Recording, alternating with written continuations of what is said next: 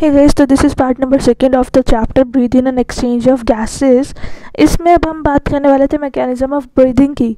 तो mechanism of breathing की अंदर हमने एक्सपायरेटरी मसल्स की सबसे पहले बात करनी थी। दीज एक्सपायरेटरी मसल्स, ये कोई नॉर्मल मसल्स नहीं है, नॉर्मली इनको यूज़ नहीं किया जाता है एक्सपायरेशन के लिए।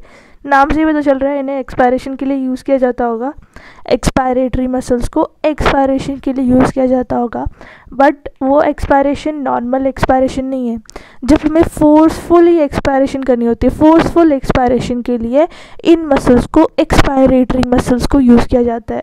मतलब कि नॉर्मली इन एक्सपायरेटरी मसल्स को नॉर्मल एक्सपायरेशन के लिए यूज़ नहीं किया जाता। एक्सपायरेशन के लिए तो एक्सपायरेटरी मसल्स को यूज़ नहीं किया जाता, फोर्सफुल एक्सपायरेशन के लिए एक्सपायरेटरी मसल्स को यूज़ किया जाता है। इसका मतलब these expiratory muscles are rarely used, क्योंकि फोर्सफुल एक्सपायरेशन, जैसे कि ये फोर्सफुल एक्सपायरेशन कब करने का टाइम आएगा, मतलब फोर्सफुली जब हम एक्सपायरेशन करेंगे, मतलब कॉफिंग या स्नीजिंग के वक्त हमें एक्सपायरेटरी मसल्स की नीड पड़ती है, ज़रूरत पड़ती है यूज़ करने की। एक्सपायरेटरी मसल्स को हम यूज़ करते हैं ड्यूरिंग कॉफिंग और स्नीजिंग, और ऐसे फोर्सफुल एक्सपायरेशन के ड्यूरिंग हम एक्सपायरेटरी मसल्स को यूज़ करते हैं।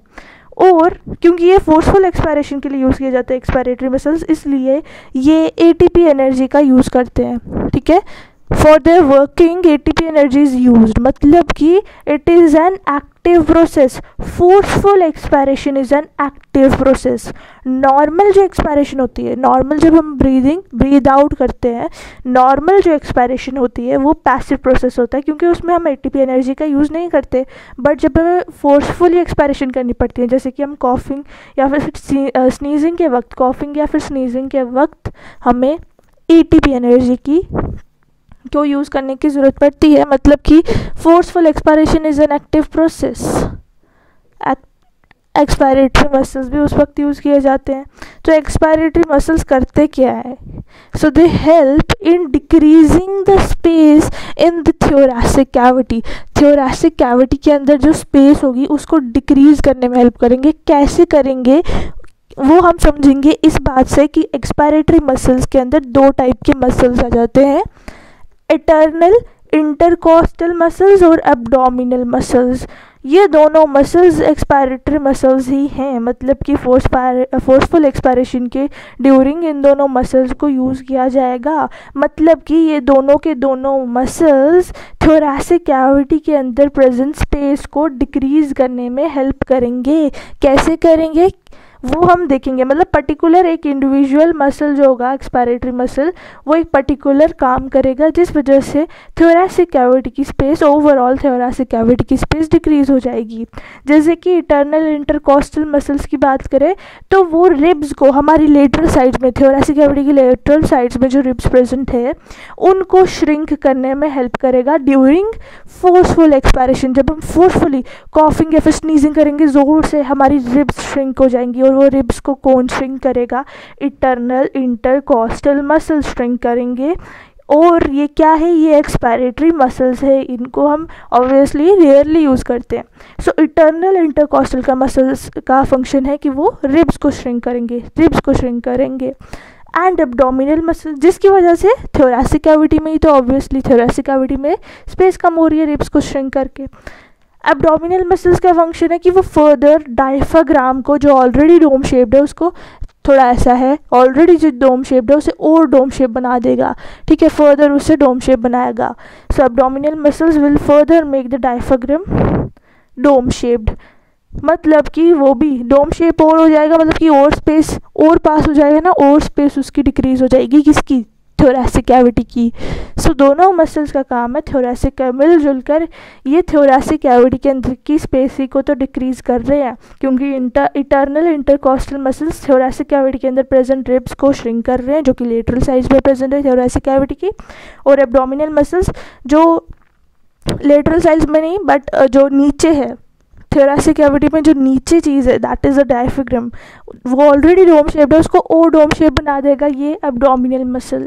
तो दोनों एक्सपायरेटरी मसल्स है which are used rarely due, and so we can say that expiratory muscles works during coughing and sneezing जैसे प्रोसेसेस के ड्यूरिंग, ऐसी फोर्सफुल एक्सपायरेशन के ड्यूरिंग इनको यूज़ किया जाता है। अब अगर हम बात करें एक हेल्दी पर्सन की बात करें तो वो एक मिनट में कितने टाइम्स ब्रीद करता है, मतलब कि कितने टाइम्स ब्रीद इन और ब्रीद आउट, एक मिनट में कितने टाइम्स में, एक मिनट में कितने बारी ब्रीदिंग करता है वो। एक हेल्दी पर्सन, एक नॉर्मल पर्सन एक मिनट में कितनी बारी ब्रीदिंग करता है। सो 12 to 16 टाइम्स बोल सकते हो, या 15 to 16 टाइम्स, 12 to 16 टाइम्स पर मिनट, मतलब कि एक मिनट में 12 to 16 टाइम्स ब्रीदिंग करता है एक नॉर्मल पर्सन। अगर आप 12 to 16 टाइम्स के बीच में जितने भी टाइम्स में ब्रीद कर रहे हो एक मिनट में, तो मतलब कि आप ठीक हो, नॉर्मल हो, हेल्दी हो, ठीक है। So this was a data about a healthy person. अब बात आती है कि हमें तो इतना पता चल गया हुआ है कि हमारे लंग्स में एयर आती है और जाती है, बट ये कैसे चेक करें कि कितनी अमाउंट ऑफ एयर हमारे लंग्स में आई है और कितनी अमाउंट ऑफ एयर हमारे लंग्स से बाहर निकली है। इस अमाउंट ऑफ एयर को चेक करने के लिए कि कितनी अमाउंट ऑफ एयर हमारे लंग्स के अंदर आई है और कितनी अमाउंट ऑफ एयर हमारे लंग्स से बाहर गई है, इस अमाउंट को चेक करने के लिए we have an instrument called as spirometer. So spirometer is an instrument used to measure the amount of air. It is used to measure the amount of air that comes into the lungs, that comes into and out of the lungs, जो lungs के अंदर भी और बाहर भी जाती है। that amount of air, to check that amount of air we have an instrument called as spirometer. So we can measure the amount of air that comes into and out of lungs. इसके बाद air की और बात करते हैं, जो air की volume हमारे अंदर प्रेजेंट है, क्या नहीं प्रेजेंट है, इन सब वॉल्यूम्स की, एयर की इन सब वॉल्यूम्स की बात करते हैं, डेफिनेशंस देखते हैं। अब जिस टॉपिक की हम बात करने वाले हैं वो है पल्मोनरी एयर वॉल्यूम्स, या फिर लंग एयर वॉल्यूम्स भी बोल सकते हैं पल्मोनरी एयर वॉल्यूम्स को, ठीक है। तो इसमें हमारे पास 4 स्टैंडर्ड एयर वॉल्यूम्स है। सबसे पहले टीवी मतलब कि tidal volume, then comes the IRV मतलब कि inspiratory reserve volume, then comes the ERV that is expiratory reserve volume, and then comes the RV that is residual volume. So ये 4 standard pulmonary volumes या फिर lung volumes हमारे पास है, जिनके alternatively हमारे पास standard lung capacities भी है, VC, FRC, IC and TLC। इनकी फुल फॉर्म्स मैं आपको साथ साथ बताऊंगी जब हम पढ़ेंगे इनके बारे में। तो ये है स्टैंडर्ड लंग कैपेसिटीज़, इनके ऑल्टरनेटिवली मतलब कि स्टैंडर्ड लंग वॉल्यूम या फिर पल्मोनरी वॉल्यूम्स के ऑल्टरनेटिवली हमारे पास इनकी कैपेसिटीज़ भी है। तो अब हम बात करने वाले थे पल्मोनरी एयर वॉल्यूम्स की। सबसे पहले जो एयर वॉल्यूम है उसकी जब हम बात करेंगे that is tidal volume. Tidal volume की अगर हम बात करें तो ये वो एयर वॉल्यूम है जो कि ऑटोमेटिकली विदाउट एनी एफर्ट्स हमारे लंग्स में आती भी है और जाती भी है, ठीक है। Is tidal volume is that air volume which automatically comes into the lungs and goes out without any kind of efforts. We don't have to make efforts to take this tidal volume into our lungs and take out. दोनों के लिए अंदर मतलब breathing के लिए जो हम air volume automatically हमारे अंदर लंग्स के अंदर आती है और जाती है, that air volume is called as tidal volume, जो बिना किसी एफर्ट्स के होती है। मतलब एफर्टलेस ब्रीदिंग के वक्त जो एयर वॉल्यूम हमारे लंग्स के अंदर आती है और जाती है, that is called as tidal volume, TV। And ये कितनी होती है? It is around 500 millilitre. Tidal volume is 500 millilitre, मतलब कि आपके लंग्स के अंदर जो ऑटोमेटिकली एयर की वॉल्यूम आती है और जाती है, जो टाइडल वॉल्यूम है आपके लंग्स के अंदर आ रही है और जा रही है, वो कितनी है? 500 मिलीलीटर है। तो ये 500 मिलीलीटर विदाउट एनी एफर्ट्स आपके अंदर लंग्स के अंदर आ रही है और जा रही है। Then comes the inspiratory reserve volume. अब ध्यान रखना, जहाँ पर भी ये रिजर्व वर्ड आएगा ना, रिजर्व वर्ड जहाँ पर भी आएगा वहाँ पर आप समझ जाना कि जो भी हो रहा है, चाहे इंस्पायरेशन चाहे एक्सपायरेशन, मतलब एयर अंदर आ रही है फिर बाहर जा रही है, जहाँ पर भी रिजर्व वर्ड आ जाएगा बात समझ लेना कि वहाँ पर एफर्ट्स लगा के हम ब्रीदिंग कर रहे हैं, ऑटोमेटिकली नहीं हो रहा, एफर्ट्स लगाए जा रहे हैं, एक्स्ट्रा एफर्ट्स लगाए जा रहे हैं। सो इंस्पायरेटरी रिजर्व वॉल्यूम की बात करते हैं। IRV इंस्पायरेटरी मतलब कि लंग्स के अंदर लेने के लिए जो एयर वॉल्यूम जो लंग्स के अंदर हम लेने के लिए जब एक्स्ट्रा एफर्ट्स लगाते हैं, मैक्सिमम एक्स्ट्रा एफर्ट्स लगाते हैं, that air volume which is taken into our lungs with maximum extra efforts is called as inspiratory reserve volume IRV। inspiratory मतलब के अंदर ले रहे हैं लंग्स के, और रिजर्व जहाँ पर भी वर्ड याद आ जाए, ट्रिक लगा रही हूँ याद करने के लिए कि रिजर्व जहाँ पर भी वर्ड आ जाए वहाँ पर समझ लेना कि एक्स्ट्रा एफर्ट्स लग रहे हैं उस एयर वॉल्यूम को अंदर या बाहर लेने के लिए। यहाँ पर अंदर की बात है, इंस्पायरेटरी है, तो अंदर लेने के लिए एयर वॉल्यूम को मैक्सिमम एक्स्ट्रा एफर्ट्स लगा रहे हैं हम। और ये air volume IRV inspiratory reserve volume कितनी होती है? It is around 2500 to 3000 millilitre, 2500 to 3000 millilitre. इतनी मतलब तुम एयर वॉल्यूम बेसिक तुम्हारा 500 मिलीलीटर बिना एफर्ट के आ रही हो जा रही है। उसके अलावा जो तुम एक्स्ट्रा एफर्ट्स लगाते हो ब्रीदिंग करने के लिए, सिर्फ ब्रीदिंग नहीं, ब्रीदिंग में ब्रीद आउट भी आ जाता है, ब्रीद इन करने के लिए मतलब इंस्पायरेशन करने के लिए जो तुम मैक्सिमम एक्स्ट्रा एफर्ट्स लगाते हो इस 500 मिलीलीटर के अलावा, that volume is 2500 to 3000 millilitre. और ये अंदर लेने के लिए जो एफर्ट्स लगा रहे हो, बाहर लेने के लिए भी, एयर वॉल्यूम को बाहर निकालने के लिए भी, एक्सपायरेशन करने के लिए भी हम मैक्सिमम एक्स्ट्रा एफर्ट्स लगाते हैं। And that volume of air which is taken out of the lungs with the help of maximum extra efforts is called as expiratory, क्योंकि बाहर ले रहे हैं, एक्सपायरेशन कर रहे हैं, रिजर्व क्योंकि एक्स्ट्रा एफर्ट्स लगा रहे हैं, वॉल्यूम क्योंकि एयर की वॉल्यूम है, एयर की हम कुछ और वर्ड थोड़ी यूज़ कर सकते हैं एयर के लिए, यहाँ से वॉल्यूम वर्ड यूज़ करेंगे। तो this volume expiratory reserve volume जो हम एक्स्ट्रा, एक तो टाइडल वॉल्यूम है मतलब नॉर्मल तुम्हारे अंदर आ रही जा रही, दोनों आ रही भी है जा रही भी है, दैट इज़ 500 मिलीलीटर। उसके अलावा तुम निकालने के लिए, लंग से बाहर निकालने के लिए जो एयर तुम एक्स्ट्रा एफर्ट्स लगा रहे हो जितने उस एयर के लिए, that air is around 1000 to 1100 millilitre. ये एयर जो तुम एक्स्ट्रा एफर्ट्स लगा के अपने लंग से बाहर निकाल रहे हो, this air is around, volume of this air is around 1000 to 1100 millilitre.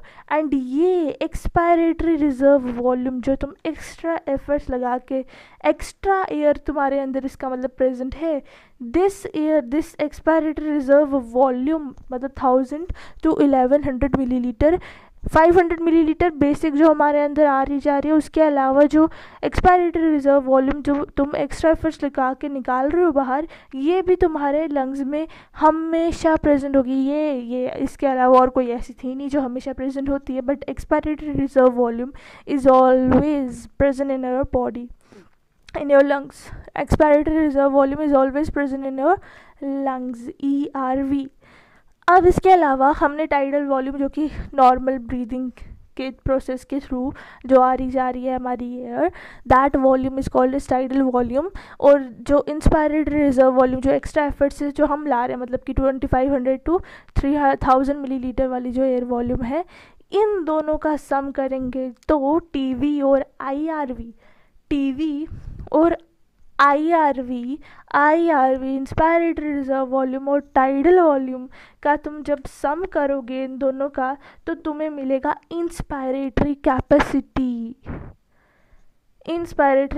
Tidal volume में दोनों एयर आ जाती है, जो अंदर भी आ रही है बाहर भी जा रही है। इंस्पायरेटरी रिजर्व वॉल्यूम में जो अंदर आती है, तो इंस्पायरेटरी रिजर्व वॉल्यूम प्लस जो नॉर्मल टाइडल वॉल्यूम, इन दोनों को ऐड करोगे तो कौन सी कैपेसिटी मिलेगी? Inspiratory capacity. TV tidal volume plus IRV inspiratory reserve volume, इन दोनों का sum will give you that together they are called as inspiratory capacity, that capacity of air volume which includes the normal breathing वाली air volume and with that extra efforts वाली air volume जो तुमने अंदर ली है, इन दोनों को together हम कह सकते हैं इंस्पायरेटरी कैपेसिटी। इन दोनों एयर वॉल्यूम को हम एक साथ बोलेंगे inspiratory capacity. So inspiratory capacity consists of human lungs, consist of TV and IRV. So inspiratory reserve volume क्या था, it is added into our lungs by putting in maximum extra efforts and इसकी value थी 2500 to 3000 millilitre. Next पे चलते हैं, expiratory reserve volume, ये भी कर लिया सॉरी। सो इसकी एक्सपायरेटरी ERV की वैल्यू 1000 टू 1100 मिलीलीटर थी। TV प्लस IRV का सम किया तो तुम्हें IC इंस्पायरेटरी कैपेसिटी मिला, इंस्पायरेटरी कैपेसिटी मिला। अब तुम TV जो नॉर्मल है और इंस्पायरेटरी नहीं, अंदर वाली नहीं, बाहर वाली को ऐड करते हैं अगर TV और एक्सपायरेटरी, मतलब जो नॉर्मल आ रही भी है जा रही भी है और जो एक्स्ट्रा एफर्ट से बाहर जा रही है एयर, इन दोनों का अगर सम करें तो क्या मिलेगा, टाइडल वॉल्यूम और इंस्पायरेटरी रिजर्व वॉल्यूम का सम किया तो हमें इंस्पायरेटरी कैपेसिटी मिला। टाइडल वॉल्यूम और एक्सपायरेटरी रिजर्व का वॉल्यूम का अगर हम सम करेंगे तो क्या मिलेगा, ये भी दिमाग में आना चाहिए ना क्वेश्चन।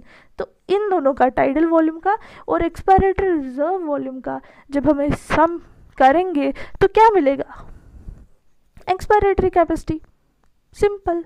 सो एक्सपायरेटरी कैपेसिटी मतलब कि EC includes, it consist of tidal volume and expiratory reserve volume, simple. मतलब नॉर्मल जो एयर वॉल्यूम आ रही जा रही है और जो एक्स्ट्रा एफर्ट्स के साथ बाहर जा रही है, उन दोनों का सम करोगे you will get expiratory capacity.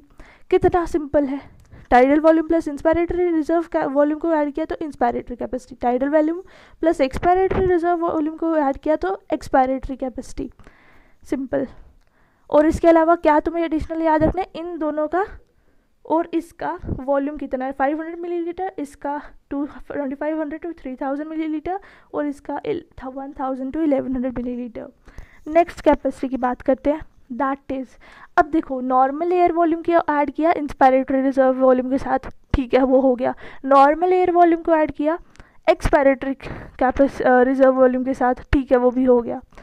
अब अगर तीनों को ऐड कर दिया जाए, एक नॉर्मल एयर वॉल्यूम और जो एक्स्ट्रा एफर्ट्स लगा के आ रही है और जो एक्स्ट्रा एफर्ट्स लगा के जा रही है, इन तीनों को अगर ऐड कर दोगे तो क्या मिलेगा, तो हमें मिलेगा वाइटल कैपेसिटी, तो हमें मिलेगा vital capacity VC। Vital capacity consist of tidal volume, inspiratory reserve volume, expiratory reserve volume, ठीक है।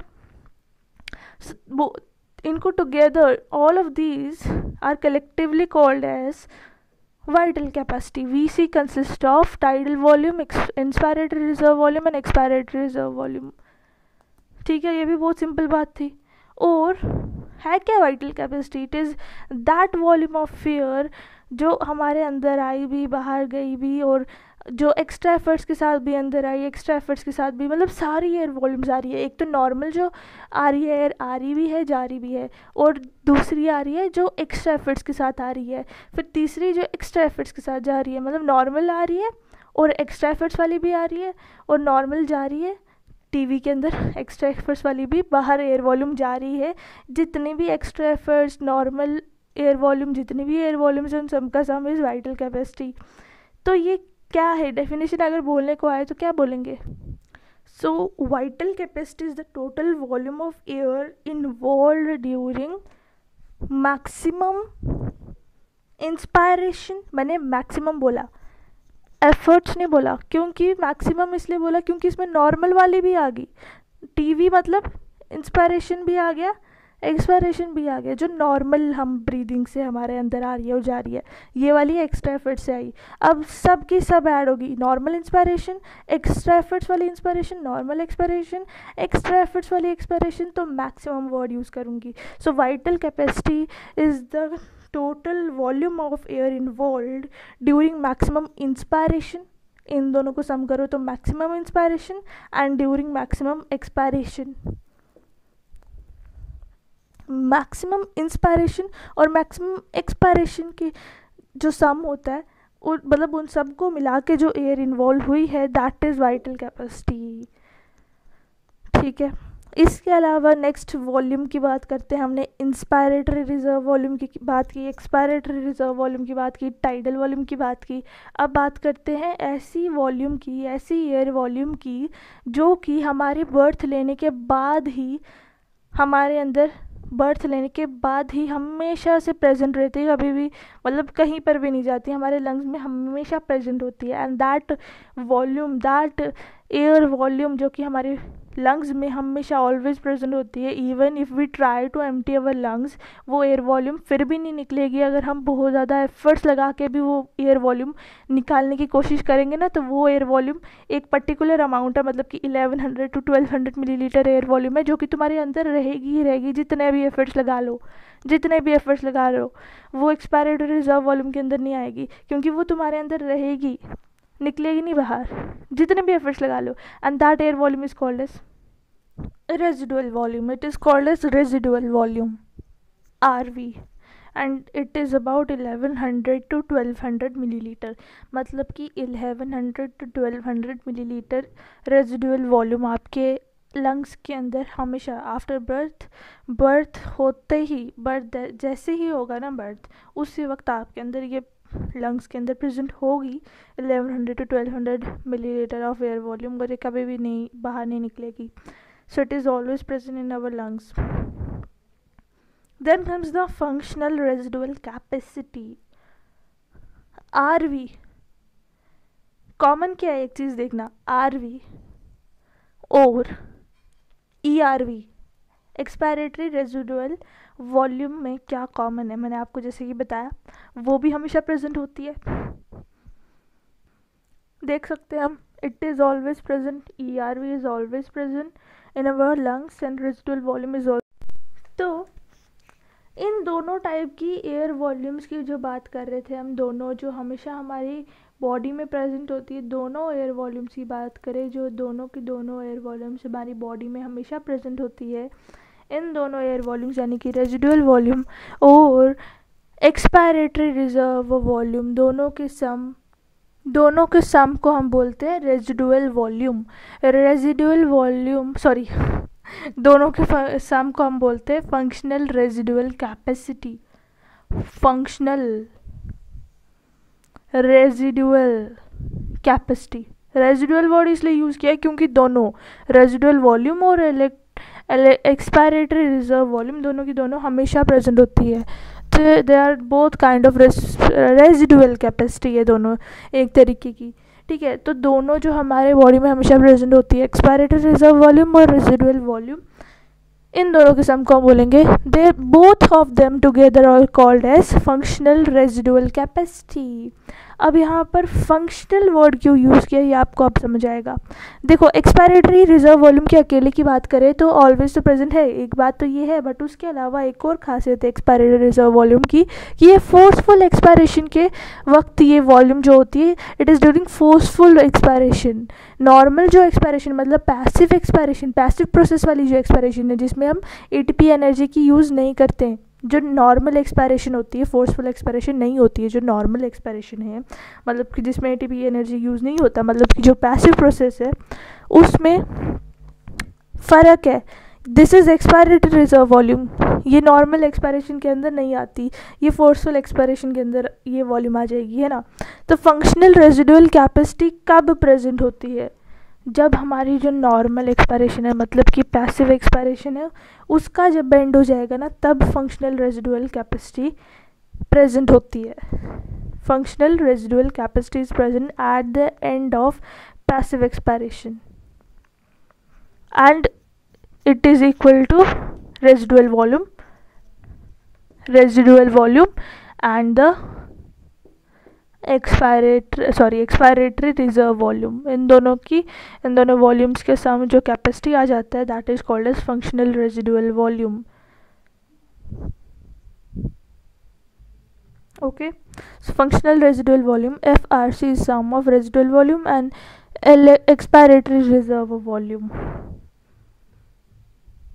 अब आपने एक बात नोटिस की, अभी तक जितने भी हमने वॉल्यूम्स पढ़ी, कितनी मिला के हमने टोटल वॉल्यूम्स पढ़ी, 4। टाइडल वॉल्यूम जो नॉर्मल ब्रीदिंग के वक्त आती है, इंस्पायरेटरी रिजर्व वॉल्यूम जो एक्स्ट्रा एफर्ट से जो हम इंस्पायरेशन करते हैं, एक्सपायरेटरी रिजर्व वॉल्यूम जो एक्स्ट्रा एफर्ट से एक्सपायरेशन करते हैं, जो देन रेजिडुअल वॉल्यूम जो हमेशा हमारे लंग्स में प्रेजेंट होती है। किसी भी टाइप का एफर्ट इसके लिए हमें नहीं लगाना पड़ता है, और एफर्ट लगा के भी ये बाहर नहीं निकलता, मतलब हमारे लंग्स एम्प्टी नहीं होते इस रेजिडुअल वॉल्यूम की वजह से। तो हमने total 4 volumes, air volumes, pulmonary air volumes या फिर लंग एयर वॉल्यूम्स की बात की, that is tidal volume, IRV, ERV and RV। इनमें से जो 3 एयर वॉल्यूम्स है, that is TV, IRV and ERV, इन तीनों का सम इज़ VC। मतलब कि मैं अपनी एनर्जी इस चीज़ में क्यों वेस्ट करूँ, इन तीनों को एक साथ जब बोल ही रही हूँ तो सीधा मैं VC बोल लेती हूँ ना। VC बोलने में एक वर्ड बोलना है VC, उस 3 बारी बोलने से अच्छा मैं एक बारी VC बोल दूँ। एक बारी VC बोलने का मतलब है इन तीनों वॉल्यूम्स की मैं बात कर रही हूँ।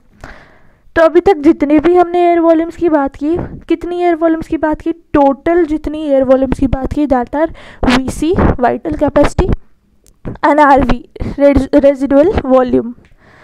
तो अगर मैं आपसे पूछूं what is the total lung capacity, total lung capacity क्या होगी?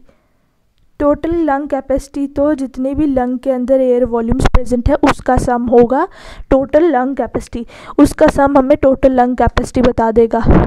सम of all type of air volumes present in our lungs gives us total lung capacity. So what is total lung capacity? VC plus RV. VC plus RV will give you total lung capacity. समझ आ गई बात? मतलब total कितनी capacity है lung की, total जितनी air volumes होगी। VC मतलब कि तीनों ये एयर वॉल्यूम्स, और RV जो हमेशा हमारे बॉडी में प्रेजेंट होती है लंग्स में। So total lung capacity is VC plus RV। Clear? अब बढ़ते अपने नेक्स्ट पॉइंट के ऊपर, क्योंकि इसके साथ हमने सारी की सारी पल्मोनरी एयर वॉल्यूम्स और उससे रिलेटेड स्टैंडर्ड लंग कैपेसिटी की बात भी हमने कर ली और टोटल लंग कैपेसिटी भी देख ली हमने। ठीक है, सो सारी पल्मोनरी एयर वॉल्यूम्स की भी बात कंप्लीट हो गई है। इसी के साथ हम नेक्स्ट टॉपिक पर चलते हैं, that is exchange of gases, मतलब कि रेस्पिरेशन की बात करेंगे अब हम। आई होप आपने अपने टॉपिक कॉपी पे टॉपिक लिख दिया होगा, एक्सचेंज ऑफ गैसेस। इसमें सबसे पहली बात तो यही आ जाती है कि हमें तो पता ही है रेस्पिरेशन के अंदर कौन सी गैसेस इन्वॉल्व होती है। 2 गैसेस रेस्पिरेशन में इन्वॉल्व होती है, that is O2 and CO2। These 2 gases are involved in human bodies. For respiration, these 2 gases are involved, O2 and CO2. Exchange of gases का जो टॉपिक है हम नेक्स्ट वीडियो में कंटिन्यू करेंगे। Till then bye bye and see you in the next video.